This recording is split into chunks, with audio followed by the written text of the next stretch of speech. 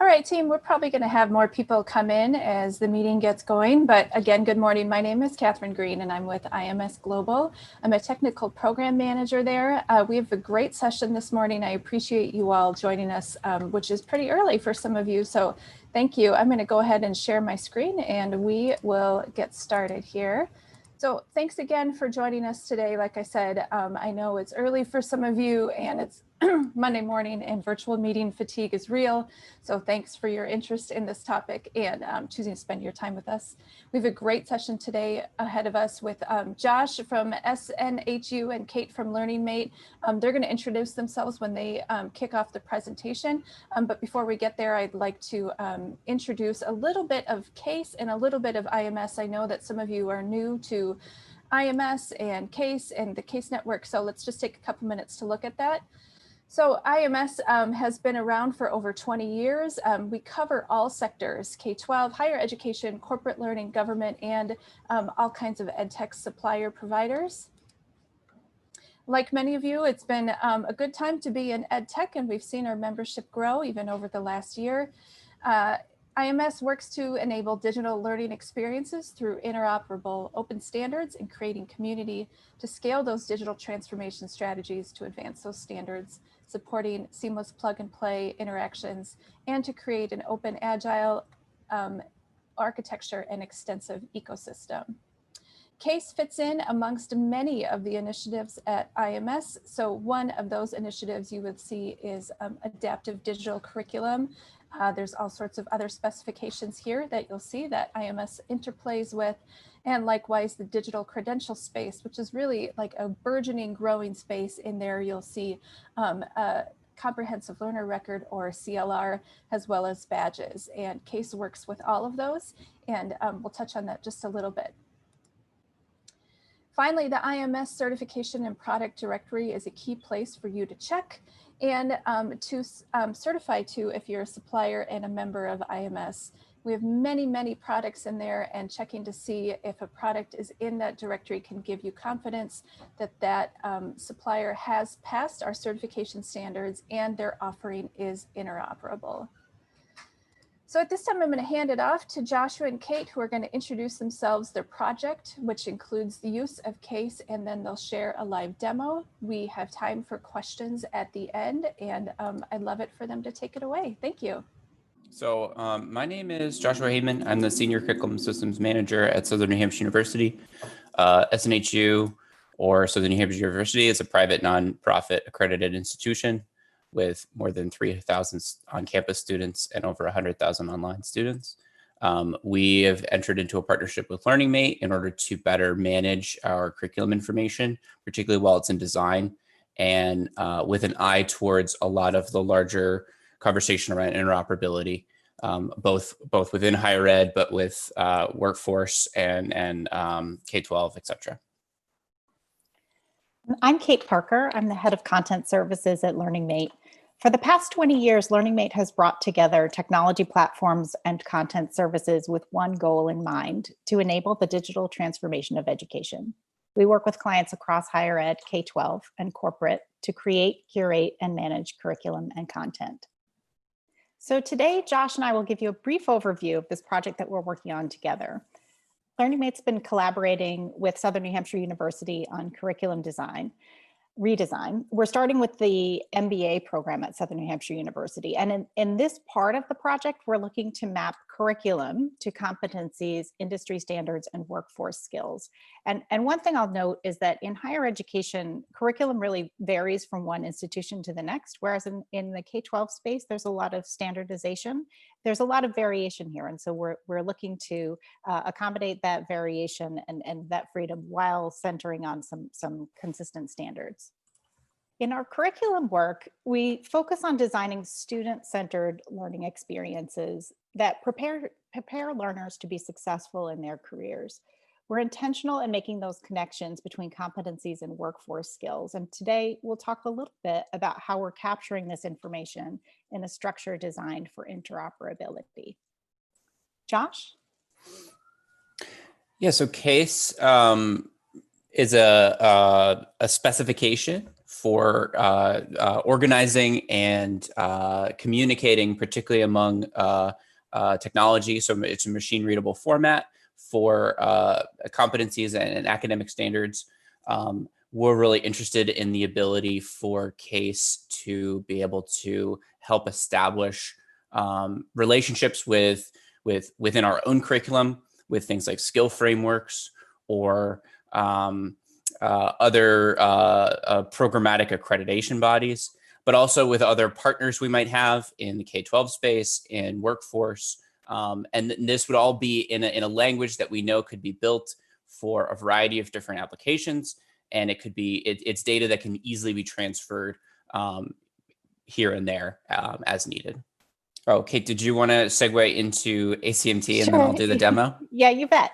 So the framework that we're using in this pilot with Southern New Hampshire is LearningMate's ACMT framework. So ACMT is grounded in CASE interoperability.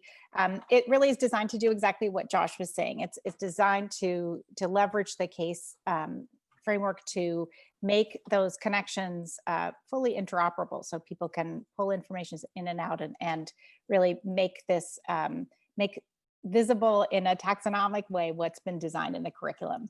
I think that what we see is that typically institutions will capture their curriculum mapping information on a spreadsheet. And I don't know, Josh, if you pulled a sample of your delightful spreadsheet. No, I didn't manage to do that. No worries. So typically, like, these things are housed locally. Like, maybe one person has a database. In Josh's case, he had a very, very large database because Southern New Hampshire does a lot of documentation. So we take these spreadsheets, and sometimes only one person has access to them. You know, not that many people know how to use them. They're not super transparent. So our platform is really designed to house the information that's there, but really be able to present it in a way that's accessible to a lot of different stakeholders in the institution, or, you know, to whomever, you know, the adopters of the platform choose to make it visible, because it is. The goal is that, you know, these structures are really important and they really work together nicely. But if they're just sitting somewhere on someone's desktop, they're not super accessible or usable, and it's not clear how you'll pull the data coming out of there. So by putting them in this platform, it really makes it it really, you know, takes all the work that's gone in on the curriculum design side and makes that accessible and available outside of that small group of people. Yeah, so now I'm going to do a quick demo of ACMT and some of the work that we did with LearningMate. Kate is going to jump in as needed to provide some good context. So I'm going to share my screen. So everyone can probably see a giant Google spreadsheet. Yeah, so this is what Kate was referring to. So databases aren't terribly user-friendly for many of the people that I work with. And so we managed a lot of the information up front in a very large Google sheet, and then would transfer that information over into a database. That process was very time consuming and difficult to manage because Google is definitely not built to be a database. So we recently entered into a partnership with LearningMate to start scoping out what would it look like to capture this information in their ACMT platform. In addition to meeting that use case, it also is case compliant, which really helps our longer term goal of being interoperable. So ACMT is built into these taxonomies. The way that I tend to look at them is that they're akin to tables in a database, but they are essentially a group of information. There is a lot of flexibility in terms of how you structure it. You could structure it in a curriculum sense in terms of this is the curriculum for science, technology, engineering, math. So these are the STEM curriculum. Or you can structure it the way that I have here in terms of object types, and then use a functionality within CASE called associations to establish how the curriculum, your own curriculum internally is interconnected, and then also how it's connected with some external pieces as well. So at SNHU, we've moved towards a model that really prioritizes the competencies.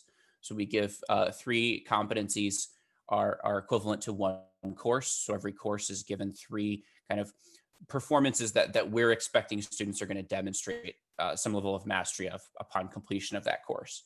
So I'm going to pick as an example. So this is a taxonomy. This is how the view looks in ACMT. This very first competency, make ethically informed decisions based on awareness of legal and organizational parameters. We start to see on the right-hand side, when I click on this node, we start to see some information displayed in ACMT. The stuff at the top is all of the case-specific fields.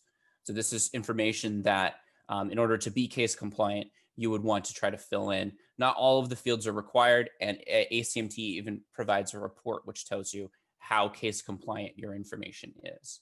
So you get a UUID, you can determine node types, you can say how many credits something is worth, you can put kind of the full text of what you're talking about, be it a competency, a course, a program, etc., and then some kind of coding scheme. We at SNHU really like our codes, so this one is particularly helpful for us. So these are all the case fields. There are more underneath the hood that are case fields that I haven't filled in yet. Again, we're still iterating on this process in terms of what we want to capture and how we want to capture it. One thing I do like about ACMT is that if you have not filled in that field, it doesn't show up. So there's not a lot of empty information. And then there's this ability to establish additional metadata. So you can create custom fields essentially that allow an institution to extend the case specification for use cases that they might have. And I'll get to an example of that in a few minutes. The thing that we're really excited about in terms of ACMT and the case specification is associations, because curriculum isn't necessarily static, particularly as we move and look at a lot of the research around the future of work and interdisciplinary skills. There's a lot of connectivity there. So the case specification and ACMT allow us to see all these various associations that we've set up. So we know from just clicking on this node that this competency is part of a course, MBA 500, Preparing Future Business Leaders. This link would take me to the record within ACMT for that course. This competency would show up as an association, so it works both ways. The other interesting thing about the association is you can describe what kind of association it is. So it's not just these two things are connected. It makes an attempt to say, how are they connected? Well, this competency is part of a course because it is one of the 3 credits that course would be worth. Similarly, this competency is related to a program outcome. So within the MBA, we have a series of program outcomes that are meant to articulate what we expect a graduate of that program would be able to do upon completion. This competency contributes to that. How a student performance as a competency is an indicator on how they might follow through on this performance. And then we at SNHU have also entered into a partnership with a labor market research firm called MZ. They have been a really big player in the skills conversation. Last fall, they released their open skills database, which is a database of about 20,000 skills that they have scraped from job postings and resumes. And with the idea being, this is another way of kind of talking about curriculum, particularly in a way that might be a little bit more consumable for workforce and our learners. That's not to say that the academic language is lost. It's still here. All we're saying is this competency, this performance represents some kind of connection, some kind of ability to do these skills. And so I'm going to click on one of these and show you the record for that. So we know that competency, that performance about making kind of ethically sound decision makings in the business context. We know from our work with MZ that that's related to one of their skills of customer satisfaction. So as we wait for the record on the skills taxonomy within ACMT to load, we start to see some of that information come in. And it's a lot of the same information that's on the competencies on purpose. The idea is that we want to be interoperable. We want to try to use as much of the same information while still being flexible. And I think for higher ed, to Kate's earlier point, is really key, because the curriculum is going to be different across institutions. And there's no desire to try to standardize that. It's how can we meet some of these needs while maintaining that. And one of them is this really rich ability to associate with lots of external frameworks. This is just an example of one. Again, we also look at a lot of programmatic accrediting bodies like ACBSP or ABET. There's a lot of possibility to articulate how any of these pieces might be interrelated. So as we look at this skill of customer satisfaction, we see that it has a type, we has a UUID, and then it has some additional metadata here. This is a link to the MZ page for this skill. So if I go to it, it's going to load the MZ page for this skill. And this creates some really nice cohesiveness in terms of doing some kind of analysis, because I didn't enter any of this in by hand. All of this was done through kind of bulk uploads through spreadsheets and various other methods. So if someone like a curriculum designer on my team is going into this ACMT, they might want to do some analysis on, okay, well, what does it mean, customer service or customer satisfaction? And you get some information from MZ here. It just helps, again, organization. It helps with the analysis. It takes time off of us adding in information and doing the kind of operational upfront work, and allows us to have more time to do some of this work. And then when we go down to the associations, we can see how this skill is related to the rest of the curriculum. So we know that it's related to that one we looked at before, but it's also related to this other competency later on in the program. And then you get into some really interesting analysis around scaffolding and how skills build relative to competencies and other aspects of the curriculum. Does anyone have any questions or comments so I far? think drawing those connections is really important for the institution to be able to express what its objectives are. They're important for employers to be able to see what the connections are to the skills that are articulated within the curriculum. And it's also important for learners to get a sense of, where am I in this path? And as Josh was alluding to, the notion of a course is evolving. And so having these designed to be modular and having the data at a modular level will enable flexibility, reusing these assets in different ways to suit the needs of different kinds of learners in different modalities. Yeah, I think particularly when you're speaking about the learner, I think a lot of what I've seen both at my institution and externally, when we have conversations like this, we're not making the implication that we weren't already doing this to some extent. I mean, we just weren't capturing it in this way, and the information wasn't readily available in this way.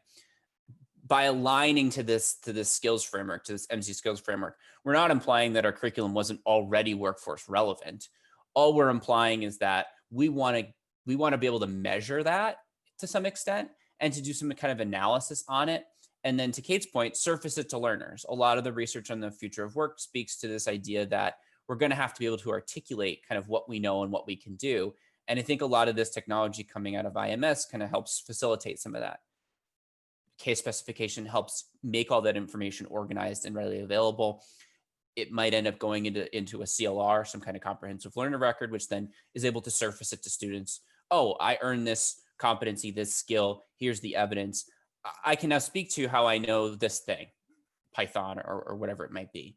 So that's kind of what we're excited about with this. I think the other really cool part about this project is that I've been looking at CASE for a while, but until I was able to really use it in a real example, in real context, I wasn't able to articulate kind of where some of the gaps might be. One of the things that we're really interested in is digging more into the association types and how we might be able to make that even more flexible. Could we describe that in even more ways? Knowing that higher ed in particular is going to want to be able to be flexible and maintain what they have while communicating it in maybe a variety of different ways. Thank you, Joshua and Kate, for being willing to share your good work. I know that's really exciting to see. We do have some time for questions. And before we get there, I want to point out a few things. There's a 5-minute video introducing CASE online at YouTube. There's a little bit.ly link there. It's a nice one to grab and introduce yourself or share with colleagues who may be new to CASE. At 4 p.m. Eastern today, chair of our CASE working group, Joshua Marks from PCG, he'll be doing a session about the past, present, and future of CASE as we work on the next version. That's a nice one for you to come to. The CASE working group meets about every other week, and so there's a link there too. And then Joshua and Kate's email addresses are up there if you have any questions. But if you do have any questions for them now, we have a few minutes until the top of the hour, so feel free to take yourself off mute and ask them a question. At a high level, sorry, my name is Julia Slika. At a high level, how is that working with your learning management system? Are you working with the learning management system between the CASE and the outcomes and everything? No, that's an excellent question. Right now, it's entirely independent. Which certainly is because you have to take all that information and then manually re-enter it in. I will say that ACMT exports, you can export any of those taxonomies and it's in a format that's easily adjusted for various different kinds of technology. I know our personal learning management system is looking at the CASE specification as something that it might look to ingest. I know that there are other learning management systems that are either interested or close to implementing that. So I know that it might not be a reality right now. I think it's something that people are taking a real close look at because that would be a huge time saver. Excellent. Thank you. Thanks for asking, Julia. That's a good one. I will suggest that if any of you want your LMS to play in the CASE space, please make that known to them because that helps move it around. Greg Nadeau from PCG has a question in the chat, and he says he saw a reference to credit in the demo, and he thinks that's not a CASE standard element, but it might be a concept carried in Credential Engine. So Joshua or Kate, could you speak to how you're managing that right now? Yeah, I think the credit. So I think honestly, this is part of the iterative process. I think there was a thought that might be useful, but I would tend to agree. That's probably more of a Credential Engine field. Again, as we're iterating and using, we're starting to learn where's the Venn diagram because there's a lot there's definitely some overlap between a CASE and CDTL or Credential Engine and sort of what should go in here versus there. I think, again, we're just iterating. I would agree with you. I don't know that it necessarily, and I think in our production environment where we're starting to kind of ingest the larger curriculum, I don't think I've included it. Thank you. We have time for one more. Does anybody else have a question that we can bring to these two experts? Hi, this is Chris Luopa. You talked a little bit about sharing the skills alignment with employers. Can you talk a little bit about how you or how your learners kind of make that visible? Yeah, we're actually starting to get a test together to see kind of how they respond to skills. There's a lot of assumptions or hope that we're making around them being maybe more consumable, them being more immediately relevant to them. But we haven't started any of that yet. So this is still very much in the early stages. I think we have a lot of ideas, a lot of pilots we want to try in terms of how do we put this in front of them in a way that's helpful to them, that isn't overwhelming them because we put so much information in front of them already. In terms of employers, I think in general, the thought is this does a bunch of the upfront work, but there's still going to be a lot of work in terms of how do we get the employer and us to align. I know that in conversations I've had with MZ, there's still the idea that there's a human element to this, that this kind of greases the wheels, but you're still going to have that conversation in terms of what kinds of what kinds of people are you looking for? What kinds of skills are you looking for? Here's our curriculum. It's aligned to these MZ skills that might be easier for you as the employer to understand. How can we start to make some alignments between them? So I think it facilitates that conversation. I think it being in a platform and organized makes that even easier.